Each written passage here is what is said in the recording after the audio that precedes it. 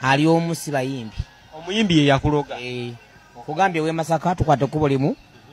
Yayimba dda nnyo nga nze sinaba na kuzaalibwa. Breaking news, mawulire hasi malungi agava wali omukulu Mathias walukaga wetwogerera saawa zineno family y'omukulu Daudi omugenzi Mulumbi bubi nnyo mujjukire bulungi tino yakafa just 7 hours ago. Video nanji kuletedde mu maaso awo n'ebigambo bye byasimbye okubeera nga ayogera ku interview nga tanaba kubeera nga afa naye nga tetunagendayo video eno madde nsaba osoko gimpereka like omutima bulungi ebirengeso otambule tugere obonna ngedde kumanya kweno information naddala bane Uganda abali kusaidia Mathias walukaga wamu ne team Daudi Mugema. Video eno bambi eriso emotional era egenda na kukabya making sure nti olina katambala hao kumabale onakuholwale nga benkugambye asawa musavu mabega ko wali mu kibuga ekyagulu omukulu Daudi Mugema yasobodde kubeera nga asikamuka gwe ogusembayo mu hotelemu nga alinze phone call y'omukulu amanyikidwa nga General Salim Saleh kigambo kubanga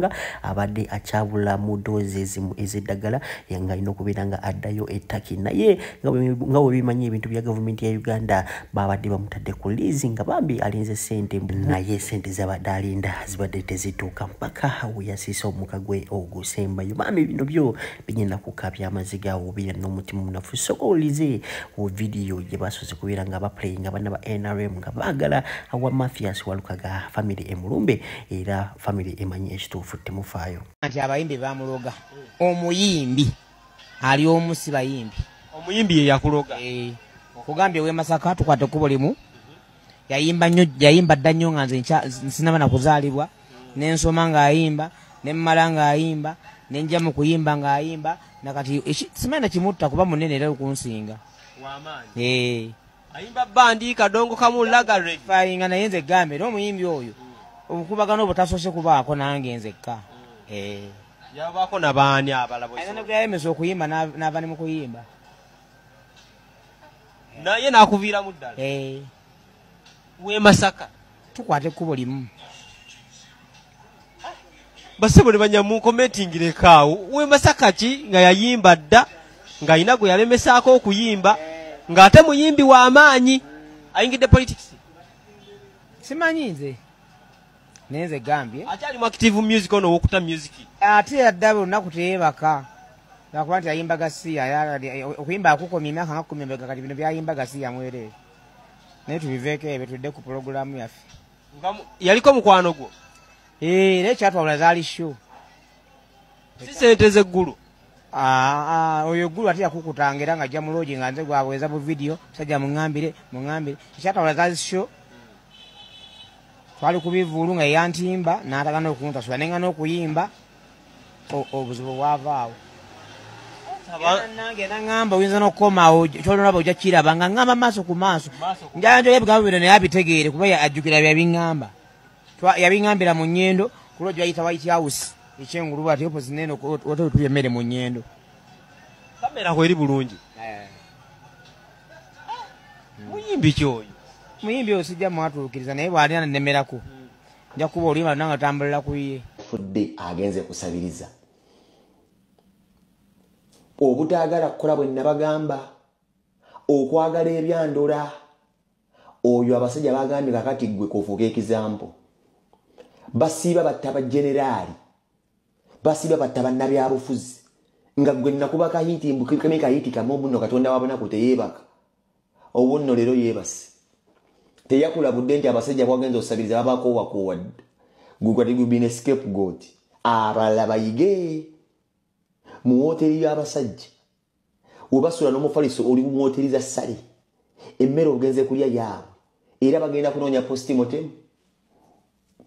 nemwe banoonyamu gwe balaba nti nno kati erimbwa keefuuka ekizambo ku balala kenzo zaka temutandisa okulaba kenzo omusajja yabakoowadde agenda batugumbula mpola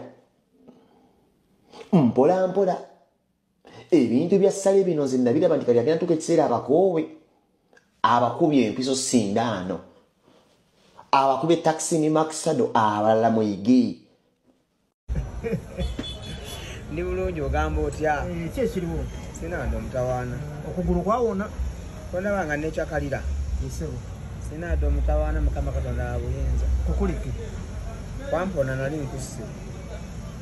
kwangezaako ne kunnemu kulamani yankuba eddogo naye nemuwona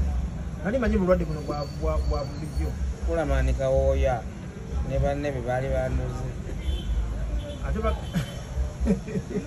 byegulu yogeranga osaaga ate tokasalamu kulamani oyo yanduze okugulu kwabaaki kyokka bambi kugulu kwalimu obulwadde obuganda bwetwagezaako byonna ebyokizungu ne bigaana naye mukama n'atusaasira netufuna okulambikibwa okw'enjawulo nekukala era katonda osooka nogendako mumalwaliro nanga natalaaga muganda wange nagendako emulago envayo nengenda nakasero nengenda bombo ame hospital nemvayo nengenda etaki nemvayo nengenda agakani awo wonawona nga bagamba bulwadde ki malogo ogenda nagenda emulago cancer institute ne bagamba nyina cancer ne bampaliza sibanga nyina cancer nengenda nakasero ne bagamba tolina cancer nengenda ebbomu ne bagamba tolina cancer nengenda etaki ne bagamba tolina cancer nenkomawo emulago ne bankeba ne bagamba tolina cancer tusonyi era nyina zitakisiza emulago za midi eki ezimu nga zigamba nyina endala zigamba siri kati abakugamba nga tolina kansa nga bagamba olina bulwadde etake bo bagamba ebirwadde by'abafirika byabalema bo bagamba tebibisobola era ettake kyenafunayo nafuna ecupa y'amazzi emu yali mupeyinikiira ebbanga lyewamalayo nisenda bannayuganda zebakusondera wafuna peyinikiira nakola testi za njawulo anti abazungu tebakuwa ddagala nga tebamaze okufuna kirwadde kikulumu bakola testi zonna ez'enjawulo ne bakizuula ne bakuwa eddagala bwekibula ne bagamba balemereddwa tebasobola kugamba nti ate bakuwa eddagala lyaki.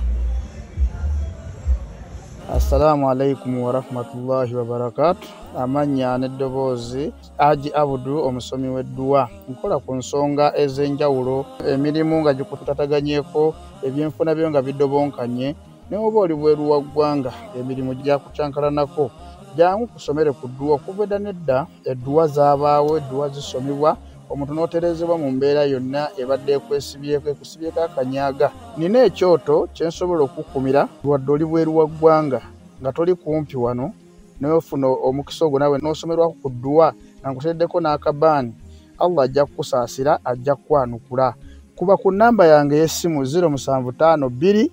44 71 56 ne ku WhatsApp kwendi mpereza obubaka sobole okuyamba. Assalamu alaikum warahmatullahi wabarakatuh.